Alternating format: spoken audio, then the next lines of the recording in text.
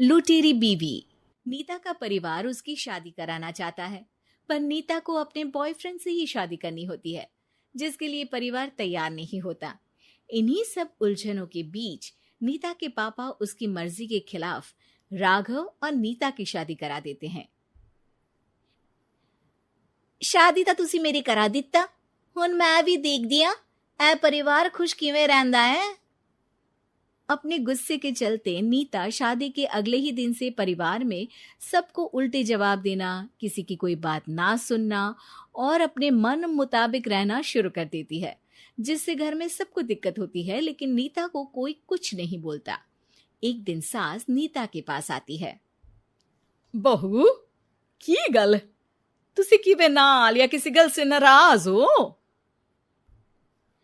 तुहानू मेरी फिक्र करन दी कोई लोड़ नहीं, मैं ठीक हाँ। ऐसा बोल नीता वहां से चली जाती है, पर सास की बात उसके मन में रह जाती है। शादी के अगले दिन से ही मैं सब दे नाल किन्ना औखा बिहेव किता, फिर भी आ मेरे तो इन्ने प्यार नाल गल किवें कर सकदी आ। मां नू नफरत करनी नहीं आउंदी, ऐस करके वो सोचती आ कि एक ना एक दिन तुहाड़ा गुस्सा भी खत्म हो जाऊगा।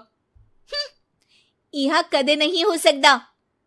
इससे पहले राघव कुछ बोलता, नीता का मोबाइल बजने लगता है, जिस पर राघव वहां से चला जाता है और नीता फोन पर बात करने लगती है।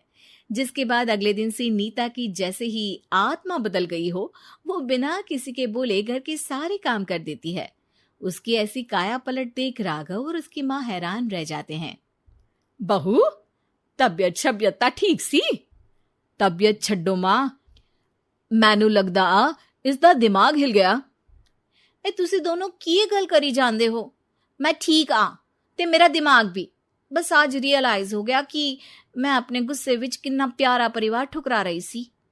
नीता की बात सुनकर सब बहुत खुश होते हैं और अब नीता सास की सेवा से लेकर पति की हर बात मानने लगती है, जिसकी वजह से कुछ ही समय में घर की सारी भाग दौड़ उसके हाथों में आ जाती है। उसी के साथ सास और राघव भी हर काम के लिए नीता पर ही डिपेंड हो जाते हैं। नीता मेरा लैपटॉप किथे आ? बहू मेरी दवाइयां। अब नीता अच्छी पत्नी और सर्वगुण संपन्न बहू बन गई होती है और इसी तरह विश्वास जीतते हुए एक दिन तिजोरी की चाबियां भी उसके हाथ में आ जाती है। ऐ हुई ना गल, हुन आएगा जिंदगी विच स्वाद। तिजोरी की चाबियां हाथ में आती ही नीता एक रात सास और पति के सोते ही सारे गहने और कैश लेकर घर छोड़ अपने बॉयफ्रेंड के पास चली जाती है। रवि मैं आ गई, अब सानू कोई अलग नहीं कर सकता। ते वेख मैं सारी ज्वेलरी ते कैश भी साथ ले आई। नीता की ये बात सुनकर रवि खुश हो जाता है और वो दोनों साथ रहने लगते हैं, जिसमें नीता पूरा समय काम करती है तो रवि उसके लाए पैसों पर ऐश करता रहता है। मैं तेरे तो प्यार कर दिया ता करके ससुराल छड़ाई, और एक तू आ जो पैसों दे आगे कुछ भी नहीं देखदा। ओ महारानी अपने काम तो काम रख, मेरे ते जुबान लड़ान दी जरूरत नहीं, वरना इस घर तो बाहर कर देना है। ऐ मेरा घरा तेरा ससुराल नहीं, जीवे मन किया रहली इथे रहन लाई, हाथ चला जुबान नहीं। रवि की बातें सुन नीता के सिर पर जैसे आसमान ही टूट जाता है। एक तेरे करके मैंने अपने मां पियो नाल उस भले चंगे ससुराल नु भी धोखा दिता ते तू छड्ड परे, मेरी ही गलती आ जे अखा उत्थे तेरे प्यार दा पर्दा डाल उस दिन फोन ते तेरी गल्ला विच आ गई। जे नहीं आउंदी ता आज खुशी नाल उथे ही बैठी होनी सी।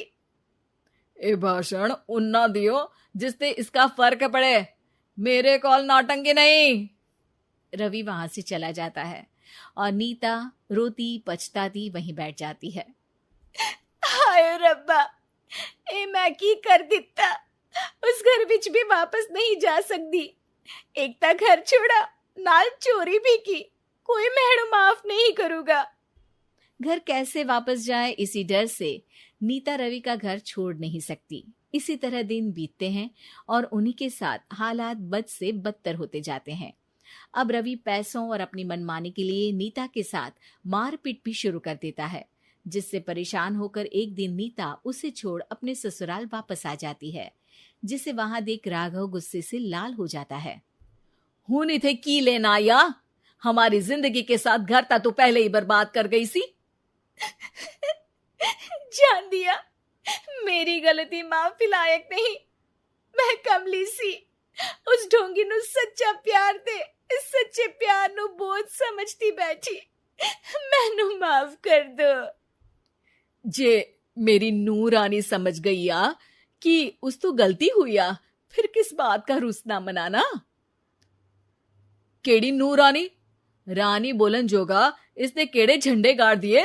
मां याद कर, तेरे घर बिच चोरी कर बहू ते पत्नी सब रिश्ते तोड़ भाग गई सी।